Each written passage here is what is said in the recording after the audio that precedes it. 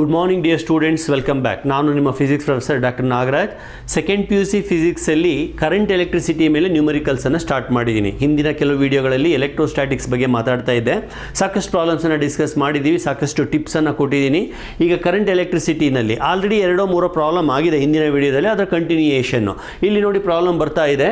ಇದು resistivity, resistance ಮತ್ತು current, terminal PD ಈ ಥರಕ್ಕೆ ಸಂಬಂಧಪಟ್ಟಂಥ ಪ್ರಾಬ್ಲಮ್ಗಳು. ಈ ಪ್ರಾಬ್ಲಮಲ್ಲಿ ಏನು ಹೇಳಿದ್ದಾರೆ ನೋಡೋಣ. A wire of resistance 18 ohm is melted. ಒಂದು ವೈರ್ನ ಮೆಲ್ಟ್ ಮಾಡಿಬಿಡ್ತಾರೆ, ಕರಗಿಸ್ಬಿಟ್ಟಿದ್ದಾರೆ, ಆಮೇಲೆ ಮತ್ತೆ ಅದನ್ನು ಎಳಿತಾರೆ. Melted and redrawn. ಇದು ಈ ಥರನೇ ವೈರ್ಗಳನ್ನು ಮಾಡೋದು. ಈ ಕಬ್ಬಣನ ಕಾಯಿಸಿದಾಗ ಕೆಂಪಗಾಗುತ್ತೆ, ಇನ್ನೂ ಕಾಯಿಸಿದಾಗ ಅದು ಮೆಲ್ಟ್ ಆಗುತ್ತೆ, ಆಮೇಲೆ ಅದನ್ನು ಒಂದು ಯಾವುದೋ ಸ್ಪೆಷಲ್ ಟೈಪ್ ಆಫ್ ಕಂಟೈನರಲ್ಲಿ ಹಾಕಿಬಿಟ್ಟು ಅದನ್ನು ಹಾಗೆ ಸ್ಟ್ರೆಚ್ ಮಾಡ್ತಾ ಹೋಗ್ತಾರೆ. ಆವಾಗ ರಾಡ್ಗಳು ಹಾಕ್ತವೆ. ಅದೇ ಥರ ಕಾಪರ್ ವೈರ್ ಆಗಲಿ, ಅಲ್ಯೂಮಿನಿಯಂ ವೈರ್ ಆಗಲಿ ಎಲ್ಲನೂ ಅಷ್ಟೇ. ಫಸ್ಟ್ ಅದನ್ನು ರಾ ಮೆಟೀರಿಯಲ್ನ ಮೆಲ್ಟ್ ಮಾಡಿ ಎಳಿತಾ ಹೋದಾಗ ಈ ಥರ ತೆಳುವಾದ ವೈರ್ ಆಗ್ತಾ ಹೋಗುತ್ತೆ. ಇಲ್ಲಿ ಏನೋ ಹೇಳಿದ್ದಾರೆ, ಮೆಲ್ಟ್ ಮಾಡಿಬಿಟ್ಟು ಅದನ್ನು ರೀಡ್ರಾ ಮಾಡಿದ್ದಾರೆ. ರೀಡ್ರಾನ್ ಅಂದರೆ ಮತ್ತೆ ಎಳೆಯೋದು ಅಂತ. ಎಳೆದ್ಬಿಟ್ಟು ಈ ರೀಡ್ರಾನ್ ಎಳೆದು ಯಾವ ಥರ ಮಾಡಿದ್ದಾರೆ ಅಂದರೆ into A wire 2/3 of its original length. ಅಂದರೆ ಮುಂಚೆ ಎಷ್ಟು ಲೆಂತ್ ಇತ್ತೋ ಅದರ ಡಬ್ಬಲ್ ಅಲ್ಲ, ಅದರ 2/3 ಮಾಡಿದ್ದಾರೆ. ಸೊ ಇಲ್ಲಿ ಏನಾಗಿದೆ, ಲೆಂತ್ ಚೇಂಜ್ ಆಗಿದೆ. ಹಾಗಾದರೆ calculate the resistance of the new wire. So ಇದು CETನಲ್ಲಿ ನೀಟಲ್ಲಿ ಬರ್ತಕ್ಕಂಥ ಪ್ರಾಬ್ಲಮ್ ಕೂಡ ಹೌದು. ಇಲ್ಲಿ ಒಂದು ಸಣ್ಣ ಡಿರೈವೇಷನನ್ನು ಮಾಡ್ತೀನಿ. ಆ್ಯಕ್ಚುಲಿ ಆ ಡಿರೈವೇಷನಿನ ಅವಶ್ಯಕತೆ ಇಲ್ಲ, ಕೊನೆಗೆ ಒಂದು ಈಕ್ವೇಷನ್ ಬರುತ್ತೆ, ಅದನ್ನು ನೀವು ನೆನ್ಪಿಟ್ಕೊಂಡ್ರೆ ಸಾಕು. ಏನಪ್ಪ ಇಲ್ಲಿ ಡಿರೈವೇಷನ್ ಯಾಕೆ ಮಾಡ್ತಾ ಇದ್ದೀನಿ ಅಂದರೆ ಇಲ್ಲಿ ಕೆಲವೊಂದು ಪಾಯಿಂಟ್ಸ್ಗಳನ್ನು ನೀವು ಗಮನಿಸಬೇಕು. ಸೊ ಆ ಪಾಯಿಂಟ್ಗಳನ್ನು ನೀವು ಮನಸ್ಸಲ್ಲಿ ಇಟ್ಕೊಂಡ್ರೆ ಈ ಥರದ ಪ್ರಾಬ್ಲಮ್ಗಳು ಮುಂದೆ ಬಂದಾಗ ನಿಮಗೆ ತೊಂದರೆ ಆಗೋದಿಲ್ಲ. ಮೊಟ್ಟ ಮೊದಲನೇದಾಗಿ ಏನು ಹೇಳ್ತಾರೆ, ಒಂದು ವೈರ್ ಇದೆ, ಯಾವುದೋ ಒಂದು wire, copper wire, aluminium wire, ಏನೋ ಒಂದು ವೈರ್ ಇದೆ. ಅದು ಬಿಗಿನಿಂಗಲ್ಲಿ ರೆಸಿಸ್ಟೆನ್ಸ್ 18 ohm ಇತ್ತು. ಅಂದರೆ ಇನಿಷಿಯಲ್ ರೆಸಿಸ್ಟೆನ್ಸ್ ಈಸ್ 18 ohm. ಆದರೆ ಇನಿಷಿಯಲ್ ಲೆಂತ್ L1 ಅಂತ ಇಟ್ಕೊಳ್ಳೋಣ, L1 ಅಂತಂದೇ ಇಟ್ಕೊಳ್ಳೋಣ. ರೇಡಿಯಸ್ R1 ಅನ್ನು R1 ಅಂತಂದೇ ಇಟ್ಕೊಳ್ಳೋಣ. 1 ಅಂತ ಬರೆದ್ರೆ ಇನಿಷಿಯಲ್ ವ್ಯಾಲ್ಯೂ ಅಂತ. ಆಯಿತಾ? ಈ ವೈರನ್ನು ಅವರು ಮೆಲ್ಟ್ ಮಾಡಿ ಸ್ಟ್ರೆಚ್ ಮಾಡಿದ್ದಾರೆ. ಸ್ಟ್ರೆಚ್ ಮಾಡಿಬಿಟ್ಟು L2 ಅಂತ ಮಾಡಿದ್ದಾರೆ. L2 ಬಂದುಬಿಟ್ಟು ಅವ್ರು ಹೇಳ್ತಾರೆ 2/3 of L1. L2 is equal to 2/3 of L1. Okay, ಹಾಗಾದರೆ ಈಗ ನೋಡಿ ಒಂದು ವೈರ್ ಇರುತ್ತಲ್ಲ, ವೈರು ಅವರೇನು ಅದನ್ನು ಕಟ್ ಮಾಡಿ ಬಿಸಾಕಿಲ್ಲ, ಮೆಲ್ಟ್ ಮಾಡಿ ಮತ್ತೆ ಹೇಳಿದ್ದಾರೆ. ಅಂದರೆ ಮೊದಲೆಷ್ಟಿತ್ತೋ ಮಾಸ್ಸು, ಮೊದಲೆಷ್ಟಿತ್ತೋ ವಾಲ್ಯೂಮು ಈಗಲೂ ಅಷ್ಟೇ ಇದೆ, ಶೇಪ್ ಮಾತ್ರ ಸ್ವಲ್ಪ ಚೇಂಜ್ ಆಗಿದೆ. ಸೊ ಫಸ್ಟ್ ಪಾಯಿಂಟ್ ನೀವು ನೆನ್ಪಿಟ್ಕೋಬೇಕಾಗಿರೋದೇನು, ವಾಲ್ಯೂಮ್ ರಿಮೈನ್ಸ್ ಸೇಮ್. ಇದು ಬಹಳ ಮುಖ್ಯವಾದ ಪಾಯಿಂಟ್, ನೀವು ನೆನ್ಪಿಟ್ಕೋಬೇಕಾಗಿರೋದು. ಯಾವುದೇ ಒಂದು ವೈರನ್ನು ಕರಗಿಸ್ಬಿಟ್ಟು ಮತ್ತೆ ಎಳೆದಾಗೆ ಅಥವಾ ಕಂಪ್ರೆಸ್ ಮಾಡಿದಾಗ ಅಥವಾ ಇನ್ನೇನೋ ಮಾಡಿದಾಗ ಅದರ ವಾಲ್ಯೂಮ್ ಚೇಂಜ್ ಆಗೋದಿಲ್ಲ. ಅದು ಮೊದಲನೇ ಪಾಯಿಂಟು. ಆಮೇಲೆ ಮೊದಲು ಅಲ್ಯೂಮಿನಿಯಂ ವೈರೇ, ಆಮೇಲೂ ಅಲ್ಯೂಮಿನಿಯಂ ವೈರ್ ಆಗಿರೋದ್ರಿಂದ ಅದರ ರೆಸಿಸ್ಟಿವಿಟಿ ಕೂಡ ಸೇಮ್ ಇರುತ್ತೆ. ರೆಸಿಸ್ಟಿವಿಟಿನ ರೋ ಅನ್ನೋ ಸಿಂಬಲಲ್ಲಿ ಬರಿತೀವಿ. Rho is also same. ಈ 2 ಪಾಯಿಂಟ್ಗಳನ್ನು ನೀವು ಮನಸ್ಸಲ್ಲಿ ಇಟ್ಕೋಬೇಕು ಈ ಥರದ ಪ್ರಾಬ್ಲಮ್ಗಳಲ್ಲಿ. ಗೊತ್ತಾಯ್ತಾ? ಈಗ ಒಂದು ಸಣ್ಣ ಡಿರೈವೇಷನನ್ನು ಮಾಡ್ತೀನಿ. ಈ ಡಿರೈವೇಷನ್ ಅವಶ್ಯಕತೆ ಇಲ್ಲ ಅಂತ ಹೇಳಿದ್ದೀನಿ, ಆದರೆ ನಿಮಗೆ ಚೆನ್ನಾಗಿ ಗೊತ್ತಾಗಲಿ ಅಂತ ಮಾಡ್ತಾ ಇದ್ದೀನಿ. ಏನಪ್ಪ ನೋಡಿ, ಒಂದು ವೈರ್ ಅಂದರೆ ನೆನ್ನೆ ಕೂಡ ನಾನು ಹೇಳಿದ್ದೀನಿ, ಅದನ್ನು ಸಿಲಿಂಡರ್ ಅಂತ ಟ್ರೀಟ್ ಮಾಡಬೇಕು. ಸಿಲಿಂಡರ್ನ ವಾಲ್ಯೂಮ್ ಫಾರ್ಮುಲಾ ಗೊತ್ತಿದೆ, ಏನು, πr²L ಅಂತ. Okay, initial volume is equal to final volume. ಇದೇ ಕಾನ್ಸೆಪ್ಟ್, ಇದರ ಮೀನಿಂಗ್. ವಾಲ್ಯೂಮ್ ಬದಲಾಗಲ್ಲ ಅಂತ ಅಂದರೆ ಅರ್ಥ ಏನು, ಮೊದಲು ಎಷ್ಟಿತ್ತೋ ಆಮೇಲೂ ಅಷ್ಟೇ ಇದೆ ಅಂತ. ಇನಿಷಿಯಲ್ ವಾಲ್ಯೂಮನ್ನು ನಾನು πr1²L1, ಫೈನಲ್ ವಾಲ್ಯೂಮನ್ನು πr2²L2 ಅಂತ ಬರ್ಕೋತೀನಿ. ಓಕೆನಾ? ಈಗ π ಆ್ಯಂಡ್ π ಕ್ಯಾನ್ಸಲ್ ಮಾಡಿ R1²L1 is equal to R2²L2. ನನಗೀಗ L2 ಗೊತ್ತಿದೆ, ಏನು, 2/3 L1 ಅಂತ. R2 ಗೊತ್ತಿಲ್ಲ, ಹಾಗಾಗಿ R2ನ ಕಂಡಿಡ್ಕೊಳ್ಳೋಣ. ಯಾವ ಥರ, R2² is equal to R1²L1 divided by L2. ಇದನ್ನು ಒಂದು ಕಡೆ ಇಟ್ಟಿರಿ, ಹೀಗೆ ಇರಲಿ. ಈಗ ಮುಂದೆ ಹೋಗೋಣ. ಈ ಥರ ಒಂದು ರೆಡಿ ಮಾಡ್ಕೊಂಡಿದ್ದೀನಿ. ಆಯಿತಾ? ಮುಂದೆ ಹೋಗ್ತೀನಿ. ಏನಂತ, resistance formula. That is rho into L divided by area that is pi R square, cross sectional area. ಇದು resistance in terms of resistivity formula. Therefore R1 is equal to rho L1 divided by pi R1 square. Sir rho 1 ಅಂತ ಬರೀಲಿಲ್ವಲ್ಲ, ಯಾಕೆ ಅಂದರೆ ನಾನು ಆಗಲೇ ಹೇಳಿದ್ದೀನಿ, as long as the material is same resistivity is also same ಅಂತ. ಹಾಗೇನೆ R2 ಬರೆಯೋದಾದರೆ rho L2 divided by pi R2 square. ಗೊತ್ತಾಯ್ತಲ್ವಾ? ಈಗ ನನಗೆ R2 ಬೇಕು. So what is the resistance of the final wire ಅಂತ ಕೇಳಿದ್ದಾರೆ. ಸರಿ, so what is the resistance of the final wire ಅಥವಾ ನ್ಯೂ ವೈರ್ ಅಂತ ಕೇಳಿದ್ದಾರೆ. That is R2 is equal to question mark. So ಹಂಗಾಗಿ ನಾನೇನು ಮಾಡ್ತೀನಿ, R2 ಡಿವೈಡೆಡ್ ಬೈ R1 ಮಾಡ್ಕೋತೀನಿ, ದಿಸ್ ಡಿವೈಡೆಡ್ ಬೈ ದಿಸ್. ನೋಡಿ, ಮಾಡಬೇಕಾದ್ರೆ ನೀವು ಸಾಧ್ಯವಾದರೆ ಕೆಲವೊಂದು ಸಿಂಪ್ಲಿಫಿಕೇಶನ್ ಮಾಡಿ, ಇಲ್ಲ ಈಕ್ವೇಷನನ್ನು ಬರೆದು ಸಿಂಪ್ಲಿಫೈ ಮಾಡೋದಾದರೂ ಮಾಡಿ. ಅಂದರೆ rho L2 divided by pi R2 square. Okay, whole thing divided by ಮಾಡಬೇಕು. ಹೋಲ್ ಥಿಂಗ್ ಡಿವೈಡೆಡ್ ಬೈ ಅನ್ನು ಹಿಂಗೆ ಬರಿತೀನಿ, rho L1 divided by pi R1 square. ಗೊತ್ತಾಯ್ತಾ? ಈಗ ಯಾವ್ಯಾವ್ದು ಕ್ಯಾನ್ಸಲ್ ಆಗುತ್ತೆ ನೋಡಿ, ರೋ ಕ್ಯಾನ್ಸಲ್ ಆಗುತ್ತೆ, ಪೈ ಕ್ಯಾನ್ಸಲ್ ಆಗುತ್ತೆ, R1 ಸ್ಕ್ವೇರ್ ಮೇಲೆ ಹೋಗುತ್ತೆ, that is R1 square L2 divided by R2 square ಕೆಳಗಡೆನೇ ಉಳ್ಕೊಳ್ಳುತ್ತೆ ಇಂಟು L1. ಸ್ವಲ್ಪ ಗಮನಿಸಿ, ಇದೊಂದೇ ಸ್ವಲ್ಪ ದೊಡ್ಡ ಸ್ಟೆಪ್ಪು ಅಂದರೆ ಇರಲಿ. R2 divided by R1 is equal to, ಈಗ ಬನ್ನಿ R1 ಅನ್ನು R1 ಅಂತಂದೇ ತಗೋತೀನಿ, R1 ಸ್ಕ್ವೇರ್ ಹಾಗೇನೇ ಇರಲಿ.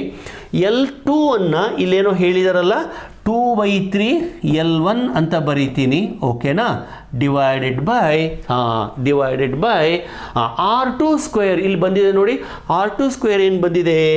R2 square is R1 square by L1 by L2, that is R1 square into L1 divided by L2. Okay, so ಆ L2 ಇದ್ದಿದ್ದು ನಡೀತಾ ಇತ್ತು. ಓಕೆ, ಒಂದು ನಿಮಿಷ, ಇಲ್ಲಿ ಒಂದು ಸೆಕೆಂಡು ಈ ಸ್ಟೆಪ್ಪನ್ನು ಅವಾಯ್ಡ್ ಮಾಡಿಬಿಡೋಣ. Just I avoid this step. Weight.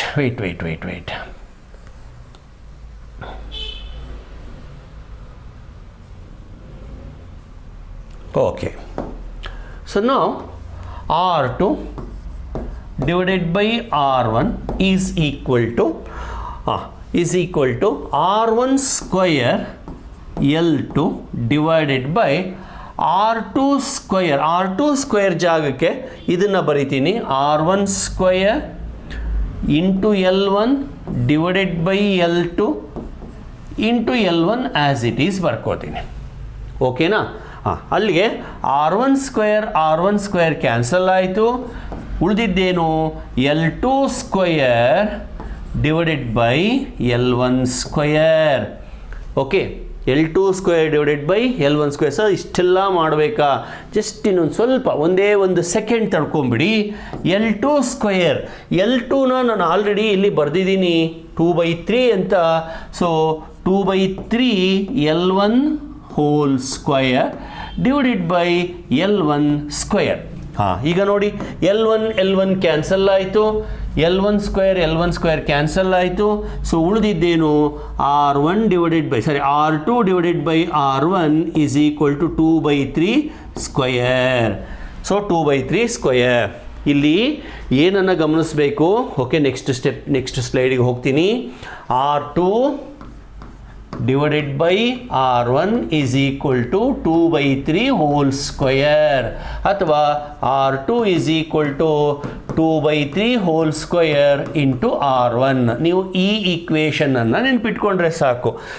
ನೋಡಿ ಮಕ್ಕಳೇ, ಇಷ್ಟೊತ್ತು ನಾನು ಏನೋ ಡಿರೈವ್ ಮಾಡಿನಲ್ಲ, ಇಲ್ಲಿ ನೀವು ಕೆಲವೊಂದು ಪಾಯಿಂಟ್ಸನ್ನು ಗಮನಿಸ್ಬೋದು. ಮೊದಲನೇದಾಗಿ ವಾಲ್ಯೂಮ್ ರಿಮೈನ್ಸ್ ಸೇಮ್ ಅನ್ನೋ ಪಾಯಿಂಟನ್ನು ಗಮನಿಸಬೇಕು, ರೆಸಿಸ್ಟಿವಿಟಿ ರಿಮೈನ್ಸ್ ಸೇಮ್ ಅನ್ನೋದನ್ನು ಗಮನಿಸಬೇಕು. ವಾಲ್ಯೂಮ್ ರಿಮೈನ್ಸ್ ಸೇಮ್ ಅಂದಾಗ initial volume is equal to final ವಾಲ್ಯೂಮನ್ನು ಬರಿತೀವಿ. ಹಾಗೆ ಬರೆದಾಗ ಲೆಂತ್ ಮತ್ತು ರೇಡಿಯಸ್ಗೆ ಇರ್ತಕ್ಕಂಥ ಸಂಬಂಧಗಳನ್ನು ಹುಡುಕ್ತೀವಿ in terms of initial value. ಈಗ ಫೈನಲ್ ಲೆಂತನ್ನು 2/3 ಒರಿಜಿನಲ್ ಲೆಂತ್ ಅಂತ ಹೇಳಿದ್ದಾರೆ. ಇದನ್ನೇ ಬೇಕಾದ್ರೆ ಅವರು ಟ್ವಿಸ್ಟ್ ಮಾಡಿ ರೇಡಿಯಸ್ಸನ್ನು ಕೂಡ ಕೊಡ್ಬೋದು. The wire is compressed till the thickness of the wire is doubled. Till the radius of the wire is doubled, ಈ ಥರನೂ ಕೊಡಬಹುದು. ಸೊ ಲಾಜಿಕ್ ಮತ್ತು ಕಾನ್ಸೆಪ್ಟ್ ಗೊತ್ತಿರಬೇಕು, ಅಪ್ರೋಚ್ ಹೆಂಗೆ ಮಾಡಬೇಕು ಅಂತ ಗೊತ್ತಿರಬೇಕು. ಸೊ ನಾನು ಇಲ್ಲಿ ಲೆಂತನ್ನು ಕೊಟ್ಟಿದ್ದರಿಂದ ನಾನೇನು ಮಾಡಿದೆ, pi R1² L1 = pi R2² L2 ಮಾಡಿ L2ನ L1ನಲ್ಲಿ ಬರ್ಕೊಂಡೆ. ಸೊ ಸಿಂಪ್ಲಿಫೈ ಮಾಡ್ಕೊಂತ ಹೋದೆ. ಆವಾಗ R2 R1ನಲ್ಲಿ ಬಂತು, R2² in terms of R1² ಬಂತು. ಸೊ ಅದನ್ನು ಇಲ್ಲಿ ಸಬ್ಸ್ಟಿಟ್ಯೂಟ್ ಮಾಡಿದೆ. ಯಾವುದರಲ್ಲಿ? R1 ಮತ್ತು R2 ಫಾರ್ಮುಲಾದಲ್ಲಿ R2/R1 ಅಂತ ತೊಗೊಂಡು 2/3² ಬಂದು ನಿಂತಿದ್ದೀನಿ.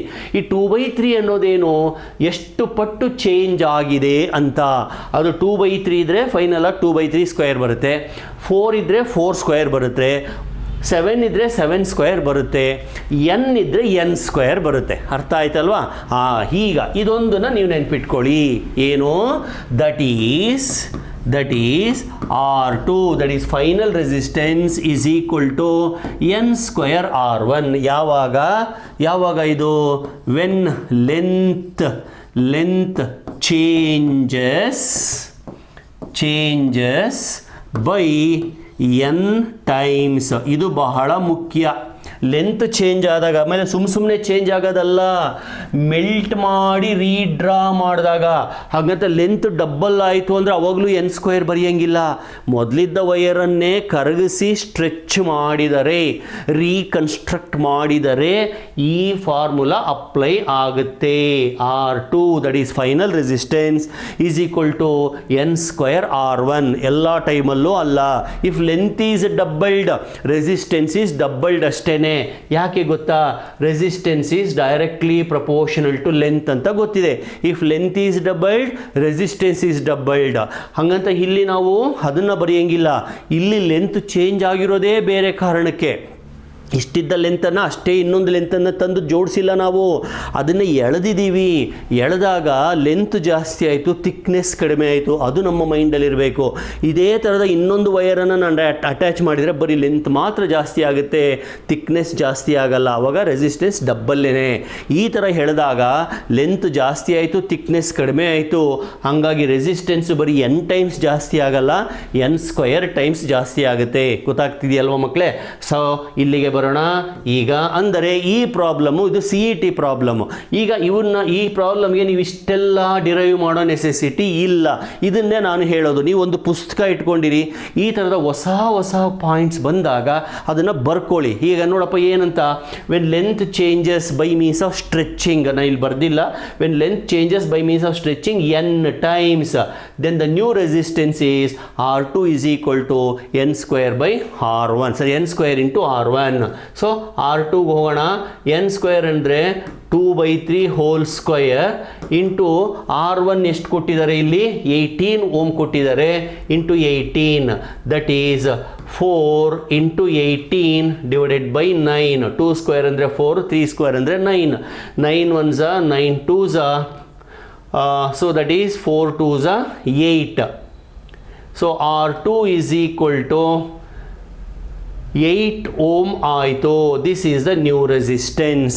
Did you understand? ಸೊ ಇದೇ ಪ್ರಾಬ್ಲಮನ್ನು ಬೇಕಾದ್ರೆ ಇನ್ನೊಂದು ಸ್ವಲ್ಪ ಚೇಂಜ್ ಮಾಡಿ ಕೊಡ್ತೀನಿ, ನೋಡಿ ಟ್ರೈ ಮಾಡಿ. ಏನಂತ? the wire is stretched until its length becomes 3 times ಅಂತೀನಿ. wire is stretched until its length becomes 3 times ಅಂದಾಗ n is equal to 3. therefore R2 is equal to n² R1, that is R2 is equal to 3² into 18, that is 9 into 18. ಆಯಿತಾ? 9 8s 72, 9 8 72, 9 9 7 16, 162 ohm. This is R2. ಈ ಥರ calculate ಮಾಡಬೇಕು. ನೋಡಿ, ಇದೊಂದೇ ಪ್ರಾಬ್ಲಮ್ನ almost 15 ನಿಮಿಷ ನಾನು explain ಮಾಡಿದೆ, 1/4 ಗಂಟೆ ತೊಗೊಂಡಿದ್ದೀನಿ. ತೊಂದರೆ ಇಲ್ಲ. ಇಲ್ಲಿ ಏನಪ್ಪ ಮೇಯ್ನ್ ಆಗಿ ಅಂತಂದರೆ ಕನ್ಫ್ಯೂಷನ್ನು. ಲೆಂತ್ ಡಬ್ಬಲ್ಡ್ ಅನ್ನೋದಕ್ಕೆ ಒಂದು ಮೀನಿಂಗ್ ಇದೆ, wire is stretched and length is doubled ಅಂದ್ರೆ ಇನ್ನೊಂದು ಮೀನಿಂಗ್ ಇದೆ. Wire is stretched and length is doubled ಅಂದಾಗ ನೀವು n² that is n is equal to 2 ತಗೊಂಡು n² ಮಾಡ್ಕೋಬೇಕು. Wire is stretched and length is tripled ಅಂದಾಗ n² ಅಂದರೆ ಈ ಫಾರ್ಮುಲಾ ತಗೋಬೇಕು. ಸ್ಟ್ರೆಚ್ ಮಾಡಿ ನಾನು ಲೆಂತನ್ನು ಬದಲಾಯಿಸಿದಾಗ ಈ ಫಾರ್ಮುಲಾ. ಸುಮ್ಮನೆ ಹಂಗೆ length is doubled, tripled, triple 5 times increase ಅಂದಾಗ R proportional to L, that is N into L ಹಂಗೆ ತಗೋಬೇಕು. ಗೊತ್ತಾಯ್ತಲ್ವಾ? ಸೊ ಇಷ್ಟು ಹೇಳಿ ಮುಂದೆ ಹೋಗ್ತೀನಿ. ನೆಕ್ಸ್ಟ್ ಪ್ರಾಬ್ಲಮ್ ಬರ್ತಾ ಇದೆ. Okay, a standard resistance coil marked 5 ohm is found to have resistance of 5.545 ohm at 50 degree centigrade. Standard resistance 5 ohm ಇರಬೇಕಾಗಿತ್ತು, ಆದರೆ ಅದು 5.45 ಕಾಣಿಸ್ತಾ ಇದೆ. ಟೆಂಪ್ರೇಚರ್ ಯಾವಾಗ 50 ಡಿಗ್ರಿ ಇದ್ದಾಗ. ಅಂದರೆ as temperature changes resistance also changes. ಇದು ಕೂಡ ಇದನ್ನೇ ನಾನು ಯಾವಾಗಲೂ ನಿಮ್ಗೆ ಸಜೆಸ್ಟ್ ಮಾಡೋದು, ಚಾಪ್ಟರನ್ನು ಒಂದು ಸತಿ ಓದ್ಬಿಡಿ. ಅಲ್ಲಿ ಓದಿದಾಗ ಗೊತ್ತಾಗುತ್ತೆ ನಿಮಗೆ resistance is directly proportional to temperature ಅಂತ. Calculate the temperature at which marking is correct. ಅಂದರೆ 50 ಡಿಗ್ರಿನಲ್ಲಿ ಅದು 5.45 ತೋರಿಸ್ತಾ ಇದೆ, ಆದರೆ ಅದು 5 ಓಮ್ ಅಂತ ಮಾರ್ಕ್ ಮಾಡಿಬಿಟ್ಟಿದ್ದಾನೆ ಅವನು, ಯಾರೋ ಮ್ಯಾನುಫ್ಯಾಕ್ಚರ್ ಮಾಡಿದವನು. ಹಾಗಾದ್ರೆ ಅವನು ಯಾವ ಟೆಂಪರೇಚರ್ನಲ್ಲಿ ಅವ್ನು ಮಾರ್ಕ್ ಮಾಡ್ಬೇಕಾದ್ರೆ ಅವ್ನು ಲ್ಯಾಬೊರೇಟರಿನಲ್ಲಿ ಟೆಂಪರೇಚರ್ ಎಷ್ಟಿತ್ತು ಅಂತ ಕಂಡುಹಿಡಿಲಿಕ್ಕೆ ಹೇಳಿದ್ದಾರೆ. ಅಂದರೆ ಇಲ್ಲಿ 2 ರೆಸಿಸ್ಟೆನ್ಸ್ಗಳು ಡೆಫಿನೆಟ್ ಆಗಿ ಕಡಿಮೆ ಇರೋದನ್ನು 5ಅನ್ನು R1 ಅಂತ ತಗೋಬೇಕು ಲೋಯರ್ ಟೆಂಪರೇಚರ್ಗೆ. Lower resistance R2 is equal to 5.45 ohm ಅಂತ ತಗೋಬೇಕು. T2 ಕೊಟ್ಟಿದ್ದಾರೆ ಅವರೇನೆ. ಎಷ್ಟು T2 ಎಷ್ಟು ಕೊಟ್ಟಿದ್ದಾರೆ? 50 ಡಿಗ್ರಿ ಸೆಂಟಿಗ್ರೇಡ್ ಕೊಟ್ಟಿದ್ದಾರೆ. T1 ಅನ್ನು ಕಂಡುಹಿಡಿಬೇಕು. T1 question mark. This is the problem. ಆಮೇಲೆ ನಮ್ಮ ಸಪೋರ್ಟ್ಗೆ ಇನ್ನೊಂದೇನೋ ಒಂದು ಪ್ಯಾರಾಮೀಟರ್ ಕೊಟ್ಟಿದ್ದಾರೆ. ಏನಪ್ಪ? Temperature coefficient of resistance. ಮಕ್ಕಳೇ, ಈ ಫಾರ್ಮುಲಾಕ್ಕೆ ಬರ್ತೀನಿ. We can show that resistance at any temperature is equal to R0 into 1 plus alpha T, where R0 is a resistance at 0 degree centigrade, alpha is the temperature coefficient, R is a resistance at T degree centigrade. ಈ ಫಾರ್ಮುಲಾನೇ ಬಳಸ್ಕೊಂಡು ನಾವು ಒಂದು ಫಾರ್ಮುಲಾನ derive ಮಾಡ್ತೀವಿ. Alpha is equal to R2 minus R1 divided by R1 T2 minus R2 T1. ನೋಡಿ, ಇದೊಂದು ಹೊಸ equation ಅಂತ ನಿಮ್ಗೆ ಏನಾದರೂ ಅನಿಸಿದರೆ ಅಲ್ಲಿ ಬರ್ಕೊಳ್ಳಿ. Alpha R2 R1 T1 T2. ಈಗ ನಮಗೆ ಬಂದರೆ ಇಲ್ಲಿ ಆಲ್ಫಾ ಕೂಡ ಕೊಟ್ಟಿದ್ದಾರೆ. ಎಷ್ಟು? 0.004. ಇಲ್ಲಿದೆ ನೋಡಿ, 0.004 per degree centigrade. So we have to find out T1. So data ನೋಡಿದರೆ ಈ ಈಕ್ವೇಷನ್ ಬೆಸ್ಟ್ ಸೂಟಬಲ್ ಅಂತ ಅನಿಸುತ್ತೆ ಅಲ್ವಾ? Correct sir. Then we can make use of this equation. Okay, so consider alpha is equal to R2 minus R1 divided by R1 T2 minus R2 T1. Sir, ಈಗ temperature ನಾನು ಸೆಲ್ಸಿಯಸ್ಸಲ್ಲಿ ಹಾಕಬೇಕಾ ಕೆಲ್ವಿನಲ್ಲಿ ಹಾಕಬೇಕಾ? First ಇದನ್ನು ನೋಡಿ, ಇದು ಸೆಲ್ಸಿಯಸ್ಸಲ್ಲಿದ್ದರೆ ಇಲ್ಲೂ ಸೆಲ್ಸಿಯಸ್ಸಲ್ಲೇ ಹಾಕಿ, ಕೆಲ್ವಿನ್ಗೇನು ಹೋಗಬೇಡಿ. ಬೈ ಚಾನ್ಸ್ ಇದು ಕೆಲ್ವಿನಲ್ಲಿದ್ದರೆ ಸೆಲ್ಸಿಯಸ್ಗೆ ಕನ್ವರ್ಟ್ ಮಾಡಿಕೊಂಡು ಸೆಲ್ಸಿಯಸ್ಸಲ್ಲೇ ಹಾಕಿ. ಅಂದರೆ ಈ ಫಾರ್ಮುಲಾನ ನಾವು ಸೆಲ್ಸಿಯಸ್ ಅಂದರೆ ಸೆಂಟಿಗ್ರೇಡಲ್ಲೇ ಕ್ಯಾಲ್ಕುಲೇಟ್ ಮಾಡೋಣ. Okay, now let us proceed. I want T1, ಇದು ಬೇಕಾಗಿದೆ. So I take this side R1 T2 minus R2 T1. ಇದು ಫಿಸಿಕ್ಸ್ ಪ್ರಾಬ್ಲಮಿನ ಸ್ಪೆಷಾಲಿಟಿ. ಡೈರೆಕ್ಟಾಗಿ ಸಬ್ಸ್ಟಿಟ್ಯೂಟ್ ಮಾಡೋ ಥರ ಇರೋದಿಲ್ಲ. ಸುಮಾರು ಸ್ವಲ್ಪ ಕ್ರಾಸ್ ಮಲ್ಟಿಪ್ಲೈ ಮಾಡೋದು, ಅಥವಾ ಕಾಮನ್ ತಗೊಳ್ಳೋದು, ಅಥವಾ ಕ್ಯಾನ್ಸಲ್ ಮಾಡೋದು, ಇನ್ನೂ ಸಬ್ಸ್ಟಿಟ್ಯೂಟ್ ಮಾಡೋದು ಏನೋ ಇರ್ತವೆ. ಅದಕ್ಕೋಸ್ಕರ ಸ್ವಲ್ಪ ಫಿಸಿಕ್ಸ್ ಪ್ರಾಬ್ಲಮ್ಗಳು ಲೆಂತಿ ಅನ್ನಿಸ್ತವೆ, ಸ್ವಲ್ಪ ಟಫ್ ಅನ್ನಿಸ್ತವೆ. ಅದನ್ನು ಹೆಂಗಪ್ಪ ನಾವು ಆ ಭಯನ ಹೋಗ್ಲಾಡ್ಸೋದು? ಮಾಡಿಬೇಕು, ಪ್ರಾಕ್ಟೀಸ್ ಮಾಡಬೇಕು. ಪ್ರಾಕ್ಟೀಸ್ ಮಾಡಿ ಮಾಡಿ ಮಾಡಿ ಮಾಡಿ ಕನ್ಫರ್ಮ್ ಮಾಡ್ಕೋಬೇಕು. ಓಕೆ, ಸೊ ನಾವು R1 T2ನ ಆ ಕಡೆ ಕಳಿಸ್ತೀನಿ. ಓಕೆ, R2 T1 ಅನ್ನು ಆ ಕಡೆ ಕಳಿಸ್ತೀನಿ. ಅಥವಾ ಓಕೆ, ಸಬ್ಸ್ಟಿಟ್ಯೂಟ್ ಮಾಡೋಣ. R1 T2 ಹಾಗೇನೇ ಇರಲಿ ಬಿಡಿ, ಮೈನಸ್ R2 T1 ಹಾಗೇ ಇರಲಿ. ಆಮೇಲೆ ಬೇಕಾದ್ರೆ ಸಬ್ಸ್ಟಿಟ್ಯೂಟ್ ಮಾಡ್ಕೊಳ್ಳೋಣ. ಇಲ್ಲಿಗೆ ಬನ್ನಿ. R2 R1 ಇಲ್ಲಿದೆ. R2 R1 that is 5.45 minus 5 divided by 0.04. 004. Okay, 004 ಆಯಿತು. ಓಕೆ, ಈಸ್ ಈಕ್ವಲ್ ಟು ಇದು ಇಷ್ಟನ್ನೇ ಸಾಲ್ವ್ ಮಾಡಿ ಸಾಕು. ಏನು? 5.45 minus 5 is equal to divided by 0.004. This comes out to be 112.5. This is 112.5. Okay, next let me go ahead. ಇದು ಸ್ವಲ್ಪ erase ಮಾಡ್ಕೊಂಡ್ಬಿಡ್ತೀನಿ. ಈಗ ಇದೆಲ್ಲ ಚೆನ್ನಾಗಿ ಅರ್ಥ ಆಗಿರೋದ್ರಿಂದ ಇದರ ಅವಶ್ಯಕತೆ ಏನೂ ಇಲ್ಲ. ಓಕೆ, ಸೊ ಯಾವುದಾದ್ರೂ ಒಂದು ಹೊಸ ಈಕ್ವೇಷನ್ ಕಾಣಿಸಿದರೆ ನಿಮಗೆ ಅದನ್ನು ಫಸ್ಟ್ ನೋಟ್ಸಲ್ಲಿ ಬರ್ಕೊಂಬಿಡಿ. ಅವೆಲ್ಲನೂ ಗುಡ್ ಹ್ಯಾಬಿಟ್ಸೇನೆ. ಓಕೆ, ನೀವು ಏನೇ ಒಂದು ಎಫರ್ಟ್ ಹಾಕಿದ್ರು ಅದು ಎಲ್ಲೂ ವೇಸ್ಟ್ ಆಗೋದಿಲ್ಲ. ಅದನ್ನೊಂದು ಮನಸ್ಸಲ್ಲಿ ಇಟ್ಕೊಳ್ಳಿ ಮಕ್ಕಳೇ. Okay, R1 T2 R1 T2, R1 is 5 into T2 is 50 minus R2 T1, R2 is 5.45 T1 ಗೊತ್ತಿಲ್ಲ is equal to 112.5. Okay 5 into 50 250 minus 5.45 T1 is equal to 112.5. ನನಗೆ ಇದು ಬೇಕು, ಆ ಕಡೆ ಈ ಕಡೆ ರೀಶಫಲ್ ಮಾಡೋಣ. 250 minus 112.5 is equal to 5.45 T1. okay, 250 minus 112.5 comes out to be 137.5 is equal to 5.45 T1. ನನಗೆ T1 ಮಾತ್ರ ಬೇಕು, that is 137.5 divided by 5.45 ಮುಗಿದೋಯ್ತು, divided by 5.45. ಇದು ಅರೌಂಡ್ 20. ಓಕೆ, ಮತ್ತೊಮ್ಮೆ ಮಾಡ್ತೀನಿ. 137.5 divided by 5.45. So it comes out 25.3 degree, approximate ಆಗಿ 25 degree ಅಂತ ಬರೆದ್ರೆ ಆಯಿತು. 25.3 ಡಿಗ್ರಿ ಸೆಂಟಿಗ್ರೇಡ್ ಅಂದರೆ ಅವರು ಏನು ಮಾರ್ಕ್ ಮಾಡಿದಾರಲ್ಲ 5 ಓಮ್ ಅಂತ, ಅದು 25 ಡಿಗ್ರಿ ಸೆಂಟಿಗ್ರೇಡಲ್ಲಿ ಮಾಡಿರೋದು. 25ಇಂದ 50 ಡಿಗ್ರಿ ಬರೋ ಅಷ್ಟೊತ್ತಿಗೆ 0.45 ಅಷ್ಟು ರೆಸಿಸ್ಟೆನ್ಸು ಜಾಸ್ತಿ ಆಗಿದೆ. ಟೆಂಪ್ರೇಚರ್ ಜಾಸ್ತಿ ಮಾಡಿದಾಗ ಏನಾಗುತ್ತೆ ಗೊತ್ತಾ? ಟೆಂಪ್ರೇಚರ್ ಜಾಸ್ತಿ ಮಾಡಿದಾಗ ಒಂದು ಕಂಡಕ್ಟರ್ನ ಒಳಗಡೆ, okay, I will draw the diagram and then I will come back to this. ಒಳಗಡೆ ಏನು ಆಟಮ್ಗಳೆಲ್ಲ ಕೂತಿರ್ತಾವಲ್ಲ, ಈಗ ಎಲೆಕ್ಟ್ರಾನ್ ಹಿಂಗೆ ಹೋಗ್ಬೇಕಾದ್ರೆ ಈ ಆಟಮ್ಗಳು ವೈಬ್ರೇಟ್ ಆಗ್ಲಿಕ್ಕೆ ಸ್ಟಾರ್ಟ್ ಆಗ್ತವೆ. ವೈಬ್ರೇಟ್ ಸ್ಟಾರ್ಟ್ ಆದಾಗ ಕೊಲಿಷನ್ ರೇಟ್ ಜಾಸ್ತಿ ಆಗ್ತಾ ಹೋಗುತ್ತೆ. ಇವಾಗ ನೀವು ಕ್ಲಾಸಲ್ಲಿ ಕೂತಿದ್ದೀರಾ, ನಿಮ್ಮ ಟೀಚರು ಓಡಾಡ್ತಾ ಇರ್ತಾರೆ, 2 ಡೆಸ್ಕ್ಗಳ ಮಧ್ಯೆ ಜಾಗ ಇರುತ್ತಲ್ಲ, ಅಲ್ಲಿ ಓಡಾಡ್ತಾ ಇರ್ತಾರೆ. ಅವಾಗ ಏನಂತ ಪ್ರಾಬ್ಲಮ್ ಇರಲ್ಲ.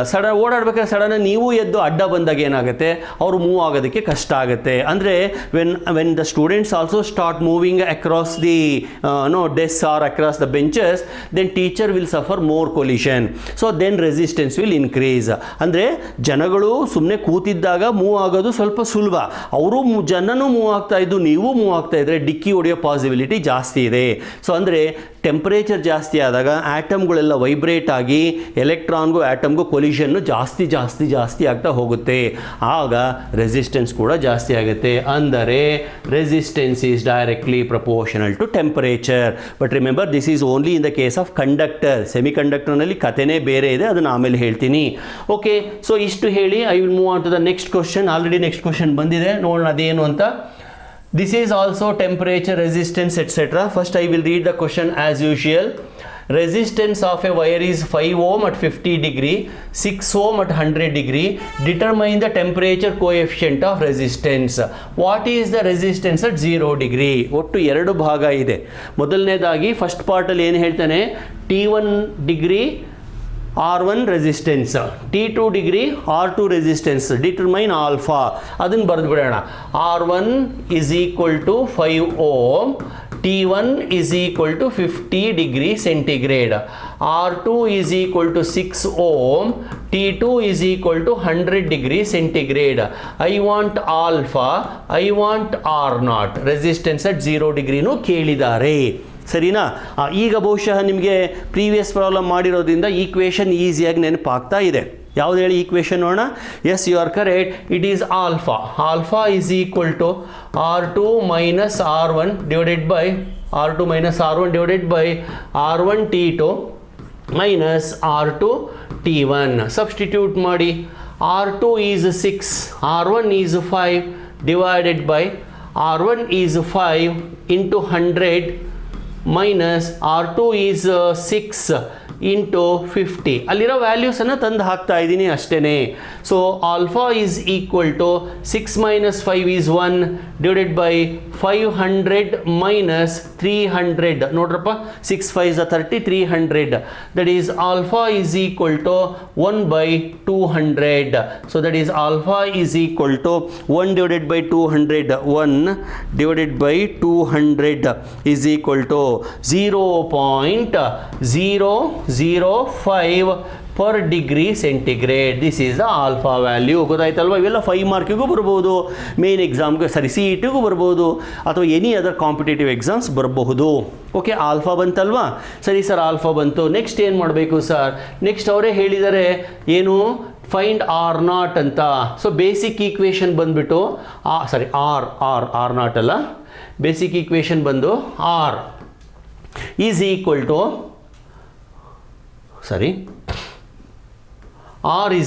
To R not into 1 plus alpha T. ಇಲ್ಲಿ 2 ಆರ್ಗಳಿದ್ದಾವೆ, R1 R2. ಯಾವುದನ್ನು ತಗೋತೀರಾ? ನಿಮಗೆ ಬಿಟ್ಟಿದ್ದು. R1 ತಗೊಂಡ್ರೆ T1 ತಗೋಬೇಕು, R2 ತಗೊಂಡ್ರೆ T2 ತಗೋಬೇಕು ಅಷ್ಟೇ. Okay, I go with R1. So R0 is equal to R1 divided by 1 plus alpha T1, that is 5 divided by 1 plus alpha ಬಂದಿದೆ 0.005 ಅಂತ, 0.005 ಇಂಟು T1 ಗೊತ್ತಿದೆ 50. ಸಿಂಪ್ಲಿಫೈ ಮಾಡಿ 5 divided by 1 plus 0.005 into 50 is equal to 0.25. That is 5 divided by 1.25. So 5 divided by 1.25 andre it is 4 ohm. So resistance at 0 degree centigrade is 4 ohm. ಗೊತ್ತಾಯ್ತಲ್ವಾ? So ಈ ಥರ ಅಂದರೆ resistance, resistivity, temperature, coefficient of resistance, temperature etcetera. So ಇವೆಲ್ಲನೂ ಕೂಡ ನೀವು ಎಲ್ಲ ಥರದ ಎಕ್ಸಾಮ್ಸಲ್ಲೂ ಎಕ್ಸ್ಪೆಕ್ಟ್ ಮಾಡ್ಬೋದು, not only main exam, even in the competitive exams also. Okay, ಇಷ್ಟಾದ್ಮೇಲೆ ಈಗ ನೆಕ್ಸ್ಟ್ ಕ್ಯಾಟಗರಿ ನೋಡಿ ಏನು ಹೇಳ್ತಿದ್ದಾನೆ, ಸರ್ಕ್ಯೂಟ್. ಇವಾಗ ನಿಧಾನಕ್ಕೆ ಸರ್ಕ್ಯೂಟ್ ಕಡೆಗೆ ಹೋಗ್ತಾ ಇದ್ದೀವಿ. Resistance of 10 ohm is connected across a cell of 2 volt EMF. Internal resistance 0.1 ohm. ಒಂದು ಬ್ಯಾಟ್ರಿಗೆ ಯಾವಾಗಲೂ ಇಂಟರ್ನಲ್ ರೆಸಿಸ್ಟೆನ್ಸ್ ಇರುತ್ತೆ. ನನ್ನ ವೀಡಿಯೋಸನ್ನು ನೋಡಿ ಅದು ಇಂಟರ್ನಲ್ ರೆಸಿಸ್ಟೆನ್ಸ್ ಏನು ಅಂತ ಗೊತ್ತಾಗುತ್ತೆ. Find current in the circuit, terminal PD across 10 ohm and power dissipated in the circuit. ಒಟ್ಟು 3 ಪ್ಯಾರಾಮೀಟರ್ಸನ್ನು ಕೇಳಿದ್ದಾರೆ. ಸರ್ಕ್ಯೂಟನ್ನು ಬರೆದ್ಬಿಡ್ತೀನಿ. ಸರ್ಕ್ಯೂಟ್ ಬರೆಯೋ ನೆಸಿಟಿ ಇಲ್ಲ, ಆದರೂ ಬರೀತೀನಿ. ಏನಂದರೆ ಒಂದು ರೆಸಿಸ್ಟರು, ಇದು ರೆಸಿಸ್ಟರ್ ಸಿಂಬಲ್ಲು, ಇದನ್ನು ತೊಗೊಂಬಂದು ಒಂದು ಬ್ಯಾಟ್ರಿಗೆ ಕನೆಕ್ಟ್ ಮಾಡಿದ್ದಾರೆ ಈ ಥರ. ಓಕೆ, ಈ ಬ್ಯಾಟ್ರಿಗೆ EMF ಇರುತ್ತೆ, ಅದನ್ನು E ಅಂತ ಬರಿತೀವಿ. ಇಂಟರ್ನಲ್ ರೆಸಿಸ್ಟೆನ್ಸ್ ಇರುತ್ತೆ, ಅದನ್ನು R ಅಂತ ಬರಿತೀವಿ. ಓಕೆ, ಆಮೇಲೆ ಸರ್ಕ್ಯೂಟಲ್ಲಿ ಒಂದು ಎಕ್ಸ್ಟರ್ನಲ್ ರೆಸಿಸ್ಟೆನ್ಸು ಇರುತ್ತೆ, ಅದನ್ನು ಕ್ಯಾಪಿಟಲ್ R ಅಂತ ಬರಿತೀವಿ. ಈ ಸರ್ಕ್ಯೂಟಲ್ಲಿ ಕರೆಂಟ್ ಫ್ಲೋ ಆಗ್ತಾ ಇದೆ. ಕರೆಂಟ್ ಫ್ಲೋ ಈ ಥರ ಹೋಗಿ ಈ ಥರ ಬರ್ತಾ ಇದೆ, ಅದನ್ನು I ಅಂತ ಬರೀತೀನಿ. ಸೊ ನಾನೀಗ I ಅನ್ನು ಕಂಡುಹಿಡಿಬೇಕು, ಅದು ಮೊಟ್ಟ ಮೊದಲನೇ ಪಾಯಿಂಟ್. ಅದಲ್ಲದೆ ಈ ಬ್ಯಾಟ್ರಿ ಏನು ಮಾಡುತ್ತೆ, ಚಾರ್ಜಸ್ಸನ್ನು ಕಳಿಸ್ಲಿಕ್ಕೆ ಒಂದಷ್ಟು ಕೆಲಸ ಮಾಡುತ್ತೆ. Work done by the battery is not same here and here. ಇಲ್ಲೂ ಕೂಡ ಒಳಗಡೆ ರೆಸಿಸ್ಟೆನ್ಸ್ ಇದೆ, ಅದನ್ನು ತೋರಿಸಿರಲ್ಲ ನಾವು. ಅದನ್ನೇ ನಾನು ಇಂಟರ್ನಲ್ ರೆಸಿಸ್ಟೆನ್ಸ್ ಅಂತ ಕರೆಯೋದು. ಬ್ಯಾಟ್ರಿ ಕೆಲಸನೇ ಅದು, ಚಾರ್ಜಸ್ಸನ್ನು ಕಳಿಸ್ಲಿಕ್ಕೆ ವರ್ಕ್ ಮಾಡಲೇಬೇಕು. It is there to do the work. How much work it will do here? That is called terminal PD.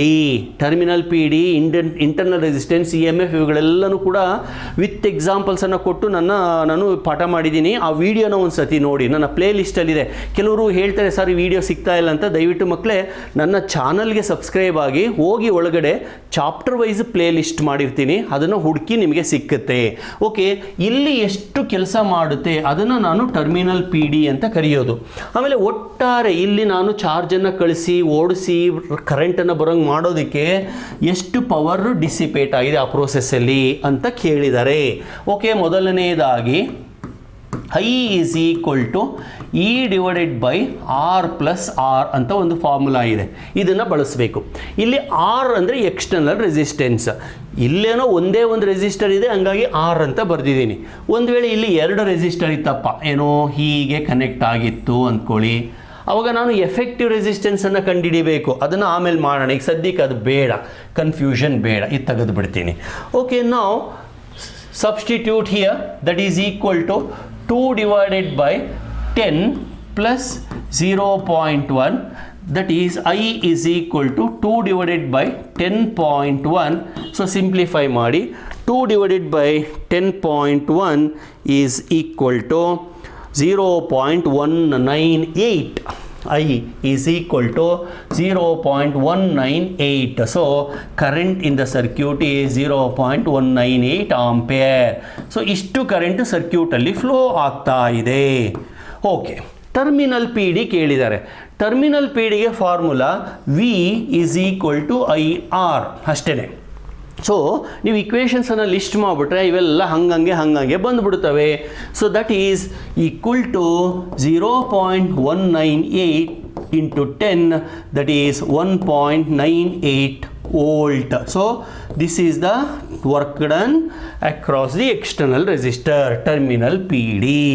Okay na? So next P power is equal to 3-4 ಫಾರ್ಮುಲಾಗಳಿದ್ದಾವೆ.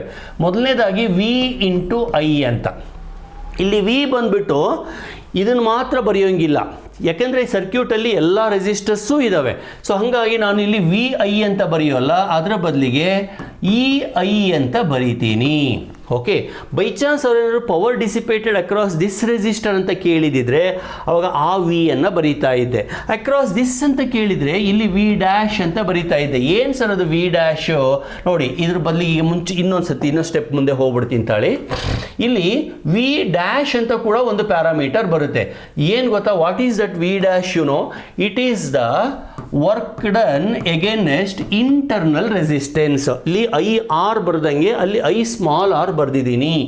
That is 0.198 into 0.1. So solve ಮಾಡಿ.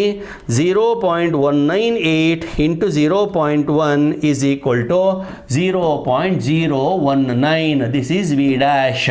ಇಷ್ಟು volt ಖರ್ಚಾಗುತ್ತೆ. E M F ಬಂದು V plus V dash. ಇಲ್ಲಿ ಖರ್ಚಾಗಿರೋದು plus ಇಲ್ಲಿ ಖರ್ಚಾಗಿರೋದು ಸೇರಿಸಿದರೆ ನಿಮ್ಮ E M ಎಫ್ಗೆ ಸಮವಾಗಿರಬೇಕು. ಅಂದರೆ 1.98 plus 0.019, that is plus 1.98. Okay, ಮಾಡಿದರೆ 1.9998, that is equal to 2 volt only. So ಎಷ್ಟು ನಾನು ಅಪ್ಲೈ ಮಾಡಿದ್ದೀನೋ ಅಷ್ಟು ವಾಪಸ್ ಬರಬೇಕು. ಅಂದರೆ ನೀನು ಸಪ್ಲೈ ಮಾಡಿದಂಥ ಎನರ್ಜಿ ಇಲ್ಲಿ ಒಂದು ಸ್ವಲ್ಪ ಖರ್ಚಾಗಿದೆ, ಇಲ್ಲಿ ಒಂದು ಸ್ವಲ್ಪ ಖರ್ಚಾಗಿದೆ.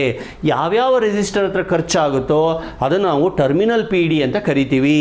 ಬೈ ಚಾನ್ಸ್ ಇಲ್ಲಿ ಇನ್ನೊಂದು ರೆಸಿಸ್ಟರ್ ಇದ್ದು ಸರ್ಕ್ಯೂಟ್ ಹಿಂಗಿದ್ದಿದ್ರೆ ಅವಾಗ ಇಲ್ಲೂ ಒಂದು ಸ್ವಲ್ಪ ಎನರ್ಜಿ ಖರ್ಚಾಗಿರೋದು, ಅವುಗಳನ್ನೇ ನಾವು ಟರ್ಮಿನಲ್ ಪಿ ಡಿ ಅಂತ ಕರೆಯೋದು. ಓಕೆ, ಟರ್ಮಿನಲ್ ಪಿ ಡಿ ಕತೆ ಆಯಿತು, ಕರೆಂಟ್ ಆಯಿತು. ಇನ್ನು ಪವರಿಗೆ ಬರೋಣ. ಪವರ್ ಬಂದುಬಿಟ್ಟು ಆ್ಯಕ್ಚುಲಿ ಅವಾಗಲೇ ಹೇಳ್ದಂಗೆ ವಿ ಐ. ಬೈ ಚಾನ್ಸ್ ಅವರು ಈ ರೆಸಿಸ್ಟರ್ಗೆ ಮಾತ್ರ ಕೇಳಿದರೆ ನೀವು ವಿ ಐ ಬರೀಬೇಕು, ಈ ರೆಸಿಸ್ಟರ್ಗೆ ಮಾತ್ರ ಕೇಳಿದರೆ ವಿ ಡ್ಯಾಶ್ ಐ ಬರೀಬೇಕು. ಬಟ್ ಟೋಟಲ್ ಸರ್ಕ್ಯೂಟ್ ಅಂತ ಕೇಳಿದರೆ ಇಂದ ಸರ್ಕ್ಯೂಟ್ ನೋಡಿ, ಇಂದ ಸರ್ಕ್ಯೂಟ್ ಅಂತ ಕೇಳಿದರೆ ಹಾಗಾಗಿ ನಾನು V plus V dash I ಅಂತ ಬರೀತೀನಿ. That is nothing but E I. That is 2 into 0.198. That is 2 into current ಎಷ್ಟು 0.2 into 0.198 comes out to be 0.396 watt. ಇಷ್ಟು ಪವರ್ ಅಲ್ಲಿ ವೇಸ್ಟ್ ಆಗ್ತಾ ಇದೆ, ಅಥವಾ ಹೀಟ್ ಆಗಿ ಕನ್ವರ್ಟ್ ಆಗ್ತಾ ಇದೆ, ಅಥವಾ ಡಿಸಿಪೇಟ್ ಆಗ್ತಾ ಇದೆ. ಓಕೆನಾ? So this is about circuit problem. ಈ ಥರದವು ಮೇಯ್ನ್ ಎಕ್ಸಾಮ್ಗೂ ಬರ್ತವೆ ಆ್ಯಸ್ ಯೂಶುವಲ್. ಇಲ್ಲಿ ನಾನು ಮಾಡಿಸೋ ಎಲ್ಲ ಪ್ರಾಬ್ಲಮ್ಗಳು ಕೂಡ ಮೇಯ್ನ್ ಎಕ್ಸಾಮ್ಗೂ ಯೂಸ್ ಆಗ್ತವೆ, ಅಥವಾ ಕಾಂಪಿಟೇಟಿವ್ ಎಕ್ಸಾಮ್ಸ್ಗೂ ಯೂಸ್ ಆಗ್ತವೆ. ಬನ್ನಿ ಇನ್ನೊಂದು ಮುಂದೆ ಹೋಗೋಣ. Let me move on to the next question. Okay, a battery of EMF 10 volt, internal resistance 3 ohm is connected to a resistor. ಒಂದು ರೆಸಿಸ್ಟರ್ ಕನೆಕ್ಟ್ ಮಾಡಿದ್ದಾರೆ. If current in the circuit is 0.5 ampere, what is the resistance of the resistor? So previous problem ಉಲ್ಟಾ ಅಷ್ಟೇನೆ. Previous problem ಅಲ್ಲಿ resistance ಅನ್ನು ಕೊಟ್ಟಿದ್ದೆ, ಕರೆಂಟನ್ನು ಕೇಳಿದ್ದೆ. ಈಗ ಕರೆಂಟನ್ನು ಕೊಟ್ಬಿಟ್ಟಿದ್ದೀನಿ, ರೆಸಿಸ್ಟೆನ್ಸನ್ನು ಕೇಳಿದ್ದೀನಿ. ಐ ಇಸ್ ಈಕ್ವಲ್ ಟು ಎಷ್ಟು? 0.5 ampere. As usual E M F ಕೊಟ್ಟಿದ್ದಾರೆ ಎಷ್ಟು?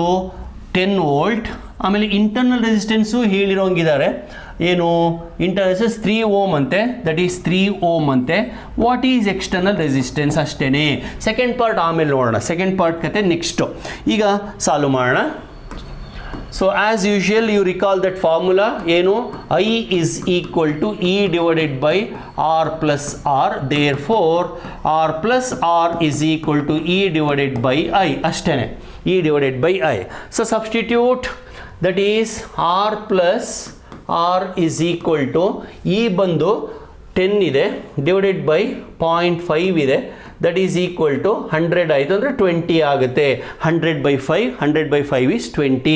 So I want capital R, that is 20 minus small R, that is 20 minus 3, that is 17 ohm. So resistance ಬಂದು 17 ಓಮ್, ಎಕ್ಸ್ಟರ್ನಲ್ ರೆಸಿಸ್ಟೆನ್ಸ್ ವ್ಯಾಲ್ಯೂ 17 ಅಂತ ಗೊತ್ತಾಯಿತು. ಓಕೆನಾ. Next second ಪಾರ್ಟಲ್ಲಿ ಏನು ಕೇಳೋರೆ ನೋಡೋಣ. What is the terminal P D if the circuit is closed, ಅಂದರೆ circuit close ಆದಾಗ what is the terminal P D. ಯಾಕೆ ಸರ್ ಅದು ಕ್ಲೋಸ್ಡ್ ಅಂತ ಕೇಳಿದರೆ, ಅದಕ್ಕೂ ಕಾರಣ ಇದೆ, ನಾನು ಆಮೇಲೆ ಹೇಳ್ತೀನಿ. ಈಗ terminal P D V is equal to I R formula, that is V is equal to I ಬಂದು ಎಲ್ಲೋ ಇದೆಯಲ್ವಾ, ಅವರೇ ಕೊಟ್ಟಿದ್ದಾರಲ್ವಾ ಏನು 0.5 ಅಂತ, ಇಂಟು ಆರ್ ಬಂದು 17, that is equal to 0.7 into 70, sorry 0.5 into 17 is equal to 8.5 volt, 8.5 volt. ಇದು closed circuit. ಇದು closed ಸರ್ಕ್ಯೂಟಲ್ಲಿ ಒಂದು ವೇಳೆ ಓಪನ್ ಸರ್ಕ್ಯೂಟ್ ಆಗಿದ್ದರೆ, ಇದನ್ನು ನಾನು ವಿಡಿಯೋದಲ್ಲಿ ಡೀಟೇಲ್ ಆಗಿ ಹೇಳಿದ್ದೀನಿ, ದಯವಿಟ್ಟು ಒಂದ್ಸತಿ ವಿಡಿಯೋ ನೋಡಿ. ಓಪನ್ ಸರ್ಕ್ಯೂಟ್ ಅಂದರೆ ನೋಡಪ್ಪ ಈ ಥರ ಬ್ರೇಕ್ ಇದೆ, ಸ್ವಿಚ್ ಆನ್ ಮಾಡಿಲ್ಲ ನಾನು, ಹೀಗೆ ಇದೆ, ಓಪನ್ ಆಗಿದೆ. ಓಪನ್ ಆಗಿದ್ದಾಗ ಓಪನ್ ಸರ್ಕ್ಯೂಟ್ ಅಂದರೆ ಅರ್ಥ ಏನು ಗೊತ್ತಾ, ಅಲ್ಲಿ ಇನ್ಫೈನೈಟ್ ರೆಸಿಸ್ಟೆನ್ಸ್ ಇದೆ. ಅಥವಾ ಇದನ್ನೇ ಇಟ್ಕೊಂಡ್ಬಿಡೋಣ, ಇಲ್ಲಿ ಓಪನ್ ಮಾಡೋಣ ನೋಡಿ, ಈ ಥರ ಹೀಗೆ ಇಲ್ಲಿಂದ ಇಲ್ಲಿ ತನಕ ಗ್ಯಾಪ್ ಇದೆ, ಅಂದರೆ ರೆಸಿಸ್ಟೆನ್ಸ್ ಇಲ್ಲ ಅಂತ ಅರ್ಥ ಅಲ್ಲ, ಸಿಕ್ಕಾಪಟ್ಟೆ ರೆಸಿಸ್ಟೆನ್ಸ್ ಇದೆ. 17 ಓಮ್ ಅಲ್ಲ, ಇನ್ಫೈನೈಟ್ ಓಮ್. ಓಪನ್ ಸರ್ಕ್ಯೂಟ್ ಅಂದರೆ ಇನ್ಫಿನಿಟಿ ರೆಸಿಸ್ಟೆನ್ಸ್ ಅಂತ 4 ಥರದ ಸರ್ಕ್ಯೂಟ್ಸ್ ಬರ್ತವೆ. ಒಂದು ಕ್ಲೋಸ್ಡ್ ಸರ್ಕ್ಯೂಟ್, ಅದು ರೆಗ್ಯುಲರ್ ಸರ್ಕ್ಯೂಟು. ಇನ್ನೊಂದು ಓಪನ್ ಸರ್ಕ್ಯೂಟ್, ಇನ್ಫೈನೈಟ್ ರೆಸಿಸ್ಟೆನ್ಸ್ ಇರೋದು. ಮತ್ತೊಂದು ಶಾರ್ಟ್ ಸರ್ಕ್ಯೂಟ್ ಅಂತ, ಇನ್ನೊಂದು ಐಡಿಯಲ್ ಸರ್ಕ್ಯೂಟ್ ಅಂತ. ಈ ಥರ 4 ಸರ್ಕ್ಯೂಟ್ಸ್ ಬರ್ತವೆ. ಓಪನ್ ಸರ್ಕ್ಯೂಟ್ ಅಂದರೆ ಇನ್ಫೈನೈಟ್ ರೆಸಿಸ್ಟೆನ್ಸ್. ಈ 4 ಸರ್ಕ್ಯೂಟ್ಸನ್ನು ನನ್ನ ವಿಡಿಯೋದಲ್ಲಿ ಹೇಳಿದ್ದೀನಿ, ದಯವಿಟ್ಟು ಅದನ್ನು ಹುಡುಕಿ. ಆದರೆ ಈ ವಿಡಿಯೋ ಎಂಡಿಗೆ ಹಾಕಿರ್ತೀನಿ, ಒಂದು ಸತಿ ನೋಡಿ. ಈಗ ಓಪನ್ ಸರ್ಕ್ಯೂಟ್ ಆದಾಗ ಟರ್ಮಿನಲ್ ಪಿ ಡಿ ಬಂದು ಐ ಇಂಟು ಆರ್ ಅಂತ ಬರೆಯೋಂಗಿಲ್ಲ, it is just equal to E M F. ಇದನ್ನು ನೆನಪಿಟ್ಕೊಳ್ಳಿ. ಇದು ಸಿ ಇ ಟಿ ಪಾಯಿಂಟ್ ನೋಡಿ, ಈ ಥರದವು ಮಧ್ಯೆ ಬರ್ತಾ ಹೋಗ್ತವೆ, ಸಿ ಇ ಟಿ ಪಾಯಿಂಟ್ ಅಂತ ಅದನ್ನು ತಗೊಳ್ತಾ ಹೋಗಬೇಕು. ಓಕೆ. ಸೊ ಸೆಕೆಂಡ್ಗೂ ಆನ್ಸರ್ ಬಂತು, V is equal to E, that is equal to 10 volt. This is the terminal P D, the circuit is open. Okay. ಈಗ ಅದೇನೋ 4 ಥರ ಸರ್ಕ್ಯೂಟ್ಸ್ ಅಂತ ಹೇಳಿದ್ನಲ್ಲ, ಅದನ್ನು ಹೇಳ್ಬಿಡ್ತೀನಿ, ಕೇಳಿಸ್ಕೊಳ್ಳಿ. ಈಗ ಒಂದು ಸರ್ಕ್ಯೂಟ್ ಇದೆ, ಒಂದು ರೆಸಿಸ್ಟರು. ಆ ರೆಸಿಸ್ಟರ್ ಅಂದರೆ ಅದು ಏನು ಬೇಕಾದರೂ ಆಗಿರ್ಬೋದು, ಅದೊಂದು ಬಲ್ಬ್ ಇರ್ಬೋದು, ಫ್ಯಾನ್ ಇರ್ಬೋದು, ಅಥವಾ ರೆಫ್ರಿಜರೇಟರ್ ಇರ್ಬೋದು, ಅಥವಾ ನಿಮ್ಮ ಮೊಬೈಲ್ ಚಾರ್ಜರ್, ಏನೋ ಒಂದು, ಒಟ್ಟಲ್ಲಿ ಅದೊಂದು ಸಾಧನ, ಅಲ್ಲಿ ಒಂದು ಇನ್ಸ್ಟ್ರೂಮೆಂಟ್ ಇದೆ, ಆಯಿತಾ. ಈಗ ಈ ರೆಸಿಸ್ಟೆನ್ಸು ಸ್ವಲ್ಪ ಕಡಿಮೆ ಇದೆ, not equal to 0. E M F ಜಾಸ್ತಿ ಇದೆ, ಎಷ್ಟೋ ಇದೆ, ಒಂದು 100 ವೋಲ್ಟು 10 ವೋಲ್ಟ್ ಏನೋ ಇದೆ. ಇಂಟರ್ನಲ್ ರೆಸಿಸ್ಟೆನ್ಸ್ ಇಲ್ಲ. ಆ್ಯಕ್ಚುಲಿ ಈ ಥರ ಇಂಟರ್ನಲ್ ರೆಸಿಸ್ಟೆನ್ಸ್ ಇಲ್ಲದೆ ಇರೋಕ್ಕೆ ಸಾಧ್ಯನೇ ಇಲ್ಲ. Assume that there is no internal resistance. ಈ ಥರ ಇದ್ದರೆ ಇದನ್ನು ನಾವು ಐಡಿಯಲ್ ಅಥವಾ ಪರ್ಫೆಕ್ಟ್ ಸರ್ಕ್ಯೂಟ್ ಅಂತ ಕರಿತೀವಿ, ideal circuit. So condition for ideal circuit is, well, I write this is ideal circuit. Condition ಏನು, R equal to 0, capital R not equal to 0. ಇದು first part. Second type circuit ಅಲ್ಲಿ resistance ತುಂಬ ಇರುತ್ತೆ, ಸಿಕ್ಕಾಪಟ್ಟೆ ಇರುತ್ತೆ. External, internal moderate ಆಗಿರುತ್ತೆ. Internal not equal to 0, external is very high, infinity. ಇದನ್ನು ನಾವು ಓಪನ್ ಸರ್ಕ್ಯೂಟ್ ಅಂತ ಕರಿತೀವಿ. This is called open circuit. Okay. So 2 ಥರ ಆಯಿತು. 3ನೇ ಥರಕ್ಕೆ ಬರೋಣ. ಇದು ಇಂಟರ್ನಲ್ ರೆಸಿಸ್ಟೆನ್ಸು ಇದೆ, ಎಕ್ಸ್ಟರ್ನಲ್ ರೆಸಿಸ್ಟೆನ್ಸು ಇದೆ. Small R is not equal to 0, capital R is not equal to 0. In such case we call it as a closed circuit. General ಆಗಿ ನಾವು ಇದನ್ನೇ ಕನ್ಸಿಡರ್ ಮಾಡೋದು, ಕ್ಲೋಸ್ಡ್ ಸರ್ಕ್ಯೂಟ್. ಅರ್ಥ ಆಯ್ತಾ. ಇನ್ನು ಒಂದು ಇದನ್ನು ಗಮನಿಸಿ, ಬ್ಯಾಟರಿ ಇದೆ, ಆಯಿತಾ. ಈ ಪಾಸಿಟಿವ್ನ ಡೈರೆಕ್ಟಾಗಿ ತೊಗೊಂಡೋಗಿ ನೆಗೆಟಿವ್ಗೆ ಕನೆಕ್ಟ್ ಮಾಡೋದು. ಈಗ ಪ್ಲಗ್ಗಲ್ಲಿ 2 ತೂತು ಇರ್ತಾವಲ್ವ, ಒಂದು ಹೋಲಿಂದ ವೈರ್ ತಗೊಂಡು ಇನ್ನೊಂದು ಹೋಲಿಗೆ ಕನೆಕ್ಟ್ ಮಾಡೋದು. ದಯವಿಟ್ಟು ಹಂಗೆ ಮಾಡಬೇಡಿ, ತುಂಬ ಡೇಂಜರ್ ಅದು. ಹಂಗೆ ಮಾಡಿದಾಗ ಏನಾಗುತ್ತೆ, ಪಾಸಿಟಿವ್ ನೆಗೆಟಿವ್ ಡೈರೆಕ್ಟ್ ಕನೆಕ್ಷನ್ ಆಗಿ ಅದು ಶಾರ್ಟ್ ಸರ್ಕ್ಯೂಟ್ ಆಗುತ್ತೆ. ಸೊ ಇದನ್ನು ನಾವು ಶಾರ್ಟ್ ಸರ್ಕ್ಯೂಟ್ ಅಂತ ಕರಿತೀವಿ. ಸೊ ಶಾರ್ಟ್ ಸರ್ಕ್ಯೂಟ್ಗೆ ಕಂಡೀಷನ್ ಏನು? ವೆರಿ ಸಿಂಪಲ್, ಕ್ಯಾಪಿಟಲ್ ಆರ್ ಇರಬಾರ್ದು, ಅಂದರೆ 0 ಇರಬೇಕು, small R not equal to 0. So did you understand? First kind ideal circuit where there is no internal resistance. Second kind open circuit where there is infinite external resistance condition. Third one closed circuit where there is internal resistance as well as external resistance. Short circuit there is no external but there is internal. ಇಂಥ ಕೇಸ್ಗಳಲ್ಲಿ terminal P D ಏನಾಗುತ್ತೆ ಹೇಳ್ತೀನಿ. Ideal ಸರ್ಕ್ಯೂಟಲ್ಲಿ open ಸರ್ಕ್ಯೂಟಲ್ಲಿ, closed ಸರ್ಕ್ಯೂಟಲ್ಲಿ, short ಸರ್ಕ್ಯೂಟಲ್ಲಿ ಏನಾಗುತ್ತೆ? Open ಸರ್ಕ್ಯೂಟಲ್ಲಿ terminal P D is equal to E M F. Terminal P D is equal to E M F. Okay. ಆಮೇಲೆ ಐಡಿಯಲ್ ಸರ್ಕ್ಯೂಟಲ್ಲಿ terminal P D is equal to E M F. ಆ ಎರಡು ಕೇಸಲ್ಲಿ V is equal to E ಆಗುತ್ತೆ. Here V less than EMF, here also V less than EMF. At any cost V cannot be greater than EMF. ಇವೆಲ್ಲನೂ ಕೂಡ ನನ್ನ ವಿಡಿಯೋದಲ್ಲಿ ನಾನು ಹಾಕಿದ್ದೀನಿ. ಯಾಕೆ ಅದು ಜಾಸ್ತಿ ಆಗೋಕ್ಕೆ ಸಾಧ್ಯ ಇಲ್ಲ ಅನ್ನೋದನ್ನು ಹೇಳಿದ್ದೀನಿ. ದಯವಿಟ್ಟು ಇನ್ನೊಮ್ಮೆ ಮತ್ತೊಮ್ಮೆ ನೋಡಿ ಕನ್ಫರ್ಮ್ ಮಾಡ್ಕೊಳ್ಳಿ. ಸೊ ಈ ವಿಡಿಯೋನ ಇಷ್ಟು ಹೇಳಿ ಇಲ್ಲಿಗೆ ಸ್ಟಾಪ್ ಮಾಡ್ತೀನಿ. ಇನ್ನೂ ತುಂಬ ಡಿಸ್ಕಸ್ ಮಾಡೋದಿದೆ. ನೋಡಿ ಇನ್ನೊಂದು ಯಾವುದೋ ಬರ್ತಾ ಇದೆ. Okay, let me finish of this problem. The storage battery of A car is 12 volt. ನಿಮ್ಮ NCERT ಎಕ್ಸಾಂಪ್ಲರಲ್ಲಿ ಇರ್ತಕ್ಕಂಥ ಪ್ರಶ್ನೆ. and its internal resistance is 0.4 ohm. What is the maximum current drawn from the battery? Current maximum ಬರಬೇಕು ಅಂದರೆ resistance ಕಡಿಮೆ ಇರಬೇಕು. External resistance ಕಡಿಮೆ ಆದಷ್ಟು ಒಳ್ಳೆಯದು. ಎಕ್ಸ್ಟರ್ನಲ್ ರೆಸಿಸ್ಟೆನ್ಸ್ ಕಡಿಮೆ ಆಗೋದಂದರೆ ಅರ್ಥ ಏನು? I is equal to E by R plus R ಅಲ್ವೇನ್ರಪ್ಪ? ಎಷ್ಟು ಸಾಧ್ಯನೋ ಅಷ್ಟು ಕಡಿಮೆ ಮಾಡಿ, ಅಂದರೆ 0 ಮಾಡಿ. That is E by R.